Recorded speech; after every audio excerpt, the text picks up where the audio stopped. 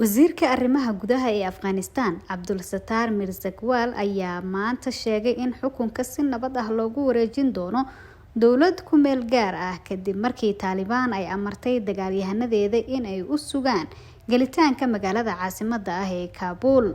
Shacabka Afghanistan aysan walaacin ma jiri doono weerar lagu soo qaado magaalada, waxaa jiri doona xukun si nabdoon loogu wareejinayo dowlad ku meel gaar ah ayuu yiri.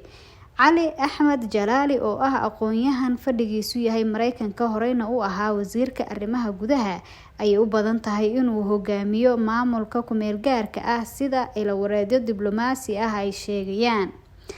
Afhayeenka Taliban Suhail Shaheen ayaa u sheegay telefishinka Al Jazeera in ay sugayaan in si nabdoon loogu soo wareejiyo magaalada Kabul. Waxa uu diiday inuu faahfaahin ka bixiyo wada xaajoodyada ay kula jiraan dowladda.